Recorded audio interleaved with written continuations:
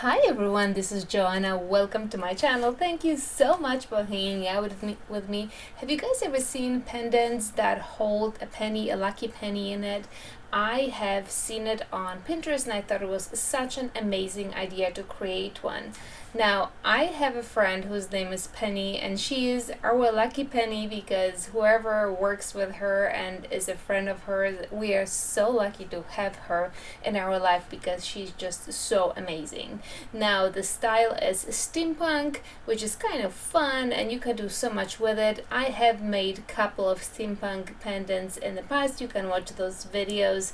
I'm not sure if I made the video with the heart, but the one on the right is definitely in my video list. So go ahead and check it out. So I'm starting out with rolling out black clay on the thickest setting of the pasta machine, and I'm actually going to use die cuts just to get the heart shape. You can create the heart shape in so many ways. You can print it out on the printer and then cut it out, or you can just freehand it. Now since this is a die cut, I put it upside down so the sharp side is actually up, because I don't want to have any indentations on the heart. But if you do want that nice little frame, then you would put the sharp side down. I'm also going to be using some scrap clay. This is bronze and gold, and there's some pieces of graphite which you really are not even going to see it, and I'm going to roll it out on the thickest setting of the pasta machine. Now I'm grabbing my wooden roller, which you have seen in the past. I love that thing, and I'm just gonna roll it through my clay, creating this absolutely amazing texture. I am in love with this texture. I think it's called cracked glass. Now the black mica powder is going to go into action. I'm just going to apply, I think it's called black pearl. I'm just going to apply a little bit to the top so that those little cracks catch the black mica powder. And there you have it. It almost looks like old leather, kind of. So now let's continue on. I am going to apply some silver mica powder to my heart, and I know that I'm going to only a part of it is going to be visible, so I'm not coloring with mica powder the entire heart, but you can go ahead and do it. There's no harm in it. Now I want to have those torn edges on my clay, so I'm doing my best to tear the clay, and you can imagine now in the summer it is a chore. It really is a chore, but I did it. So I'm just going to place it on my heart. I'm going to flip it over so that we have the bottom is going to be up, and that way I'll be able to trim all that gold and bronze clay off. Now this is the time to do any additional trimmings if you see anything that needs to be trimmed. I'm going to do a little piece on the opposing side of the heart, and there you have it. This is the basic for my pendant.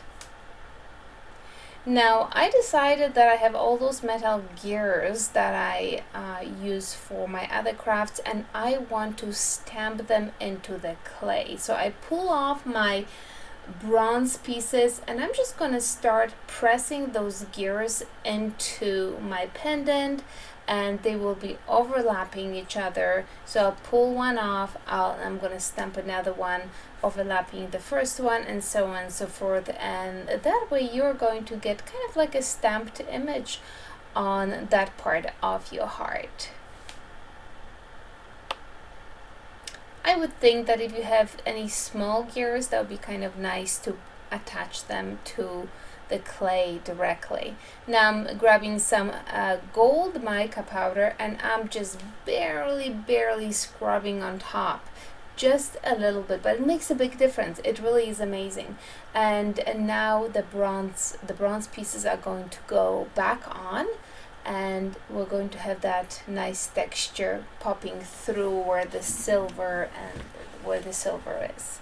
Now I'm grabbing E6000 and my penny and one of the gears. I'm going to attach that penny to the gear, so actually the gear is going to create kind of a frame for my penny and sort of like a holding device for it. Now the E6000 is an amazing glue, so I'm not going to have any issues with it holding my penny. You just have to press it in and let it dry, and there you have it. Now I run some black clay on number 6 of the pasta machine, and I'm going to add some gold mica powder to it.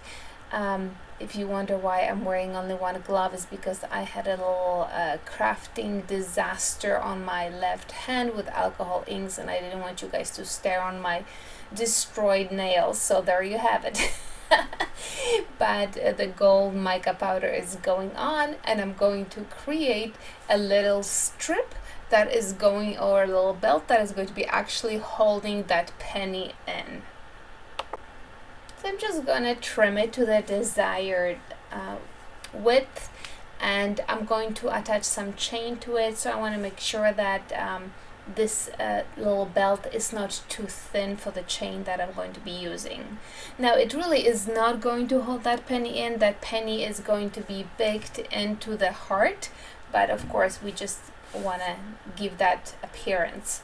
So there you have it. That's the chain that I'm going to use. It's kind of a hefty chain, but I thought it would look nice. And there's also a little charm. It says made in America, and there's American flag on it, and that's very important because Penny tries to buy everything that is made in America.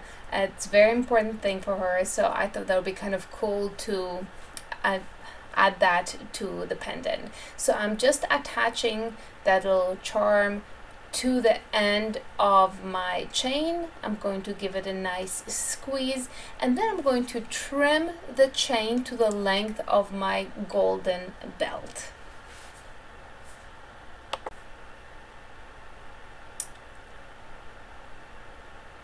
Okay, so now that we have the chain trimmed, the charm is on it, you just have to stretch it out so that it's somewhat straight. Now, next thing, I'm going to get some brads, and the brads that I'm using are actually bronze. It's like brownish bronze color, and basically I just want to add some more dimension to the pendant. I cut off probably 3/4 of the back from the brad, so there's still a little leg sticking out. You can probably see it, and I'm going to squish it inside the chain and then into the clay underneath the chain. So they're going to nicely stick together. So I'm going to do this on this side, and then I'm going to move on and do exact same thing on the opposite side.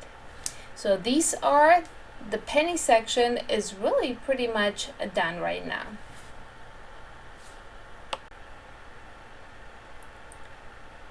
And I found another brad. This is a bigger kind of brad, but it's also in a metallic color. So I'm gonna have to go and cut off at the bottom to it too. Probably 2/3 to 3/4 is just going to be trashed, and then the rest is going to go into the pendant, and it's going to be attached to it. So there you have it. This is the time to go and work on your edges. Make sure that everything is nice and smooth and you like the shape of your pendant. And there you have it. This thing is ready to be baked. 270 degrees for 30 minutes, my friends.